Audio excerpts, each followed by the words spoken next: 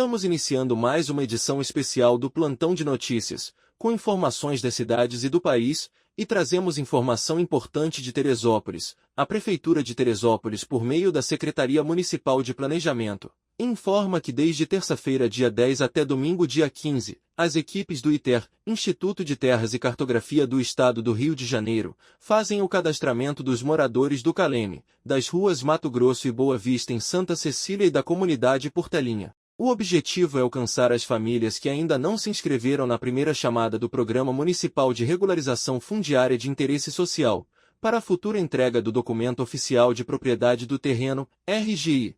Para o atendimento, os moradores adultos deverão apresentar documento de identificação com foto, RG ou carteira de habilitação, certidão de casamento se houver, comprovante de residência e documento de compra e venda do imóvel quem possuir. Até sábado o atendimento segue no Caleme e domingo estará na Fonte Santa, Portelinha e Santa Cecília.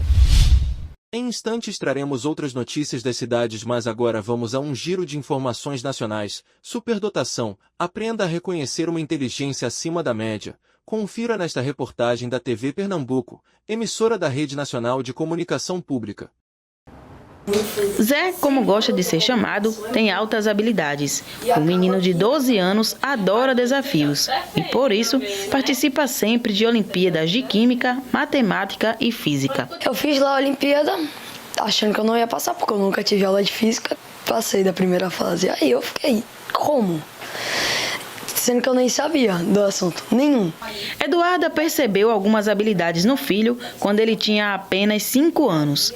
Mãe de 3 filhos, ela buscou orientação especializada. Zé demorou muito a falar, a andar, e quando ele tinha de 3 para 4 anos, ele começou a falar e formular frases e usar um vocabulário que não é específico para a idade, né? Ele falou, leu e escreveu assim com diferença de 6 meses. Então, com 4 anos e meio, eu comprei para ele uma agenda do Mário Bros e a agenda era em inglês. E ele começou a ler inglês.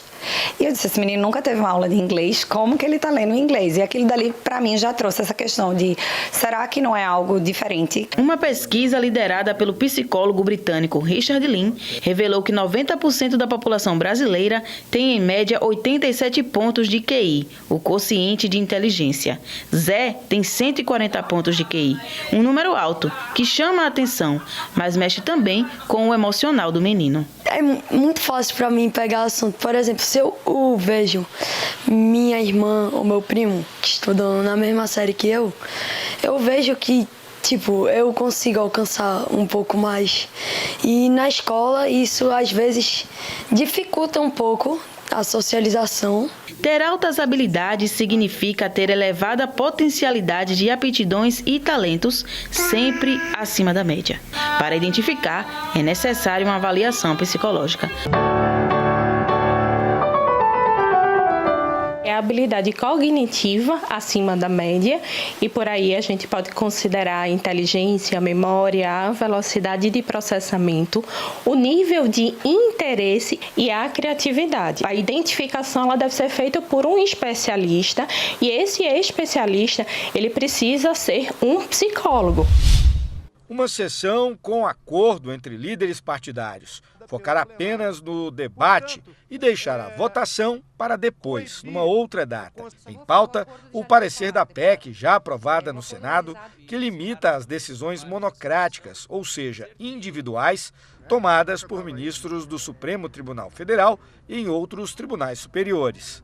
O relator, deputado Marcel Van Hatten, do Novo do Rio Grande do Sul, se manifestou favorável pela aprovação.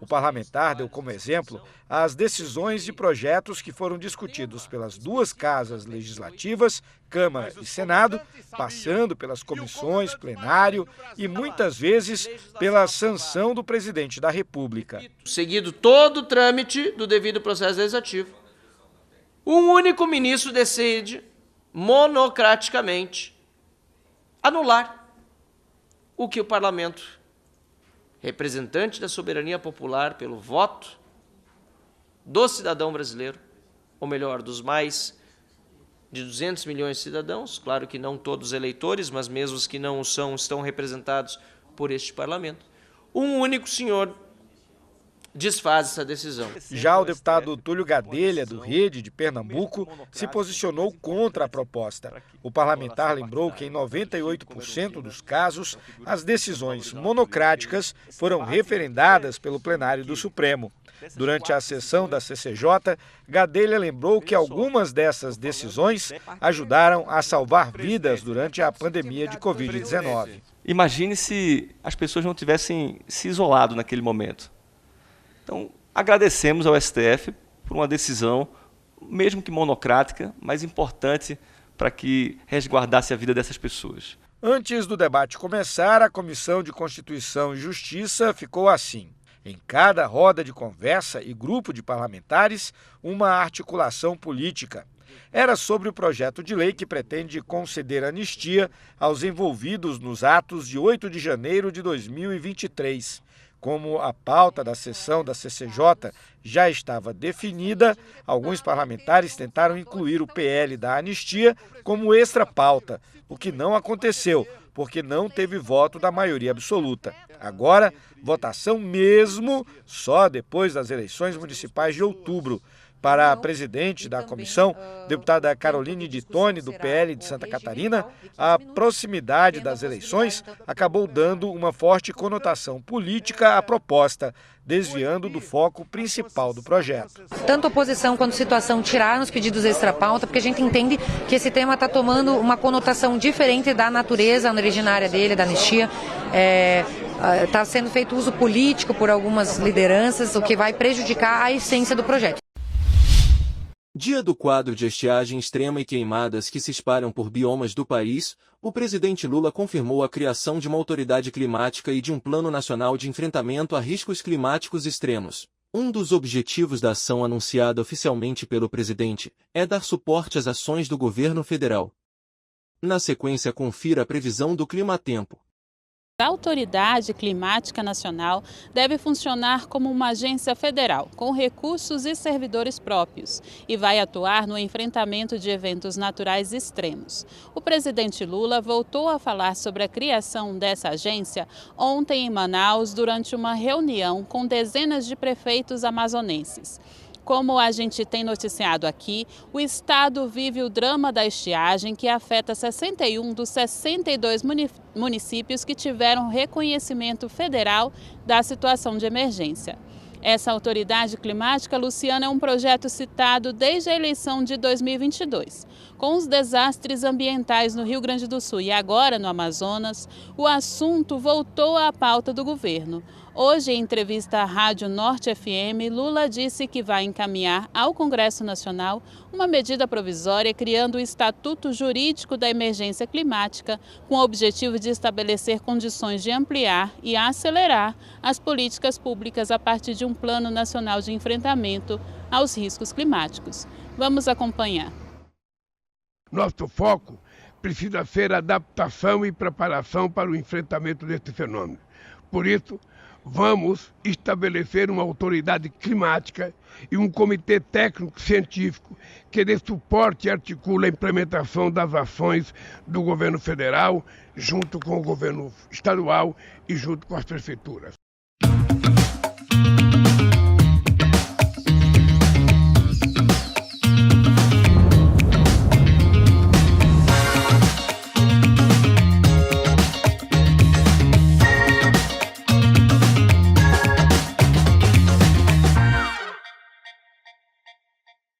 No sudeste do país, o padrão de tempo firme e seco ainda se mantém. Em São Paulo, o sol tenta aparecer, mas com dificuldade, porque o céu ainda segue bem esbranquiçado. A temperatura vai continuar subindo, mínima prevista já de 19 graus na capital paulista e com máxima que pode chegar a 34. Nada de chuva no Rio de Janeiro, calor em Vitória e tempo firme em Belo Horizonte, ainda com umidade do ar que pode ficar em alerta durante a tarde. Em relação às temperaturas, a máxima em Cuiabá pode chegar a 42 graus. Temperatura que já não deve passar dos 19 em Porto Alegre, isso devido à entrada do ar mais frio. No Rio de Janeiro, os termômetros podem alcançar os 37 graus. Mesmo com chuva, Salvador com dia bem abafado, máxima de 26, e Manaus pode ter calorão de 39 graus, com possibilidade para recorde. Voltamos a falar das cidades. No próximo dia 21 de setembro é celebrado o Dia Mundial de Limpeza de Rios e Praias em Magé.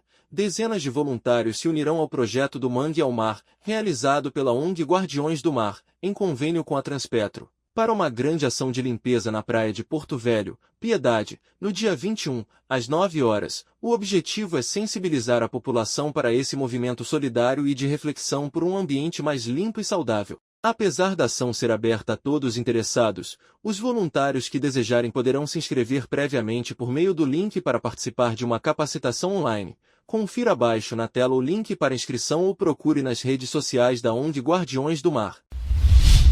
Trazemos agora dicas culturais em Teresópolis, inspirado em contos dos escritores Rubem Fonseca e João de Mancelos. O espetáculo, Histórias que não deviam ser contadas, será apresentado no próximo sábado, dia 14 às 19h30 no Teatro do Sesc Teresópolis. A montagem com os atores Cláudia Ventura e Alexandre Dantas vem circulando no interior do estado, nas unidades do Sesc Rio de Janeiro, após temporada na capital fluminense. Entre os dias 13 e 14 de setembro, o Centro Cultural Fezo Pro Arte receberá o 24º Festival Poeterê. Com o tema A Poesia da Paisagem, a nova edição irá refletir sobre as obras e legado do artista plástico e paisagista brasileiro, Roberto Burle Marques, com as tradicionais 12 horas ininterruptas de atividades artísticas. O Poeterê engloba música, pintura, escultura e teatro, além de recitais de poesia e literatura, oficinas e muito mais. Vamos trazer agora algumas informações policiais, começando com a troca de comando na 105ª DP, em Petrópolis. O delegado Ney José Ramos Loureiro assumiu o comando no lugar da delegada Cristiana Honorato Miguel Bento, que trabalhou no local por 2 anos. Ney Loureiro tem 33 anos de corporação e já foi titular em diversas delegacias do estado do Rio de Janeiro, inclusive com experiência na 106ª DP, em Itaipava. Morador de Petrópolis, Ney também atuou como inspetor na Polícia Civil, tendo destacados e complexos casos solucionados ao longo de toda a sua carreira. A casa de um empresário e produtor de eventos foi alvejada no bairro de Piabetá, em Magé, na Baixada Fluminense. O ataque teria acontecido na madrugada desta terça-feira, dia 10, quando o imóvel foi alvo de mais de 20 disparos. Em imagens publicadas pela vítima, é possível ver que os tiros atingiram diversos cômodos, mas ninguém ficou ferido. Um tiro, 2, 3, 4. 1, 2, 3. Quebrou ali, ó. Quebrou a porta toda. Pegou um aqui. Um ali no teto. Atravessou, pegou meu banheiro.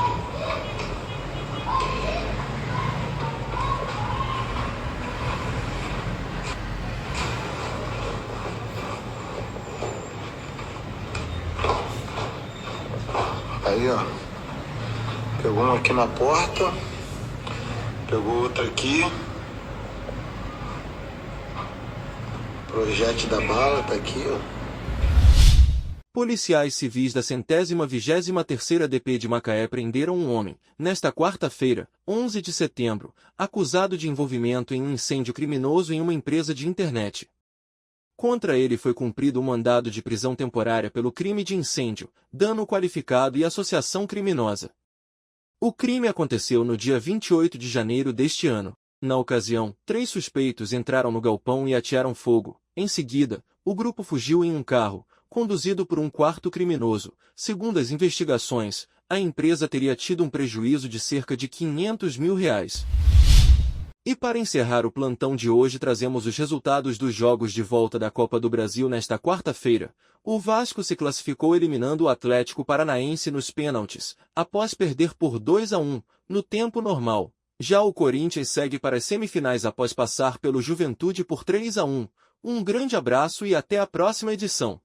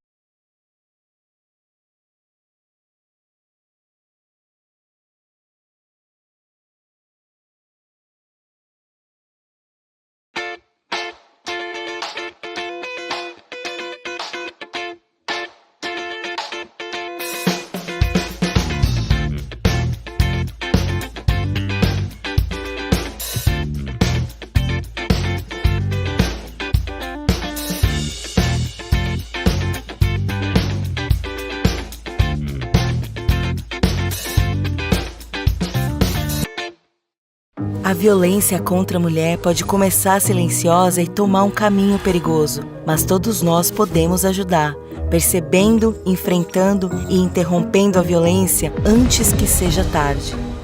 Se você sabe de algum caso, acolha a mulher, ligue 180 para se informar e denuncie a violência. Vamos agir, encarar e mudar essa realidade. Feminicídio zero. Nenhuma violência contra a mulher deve ser tolerada. Brasil, União e Reconstrução.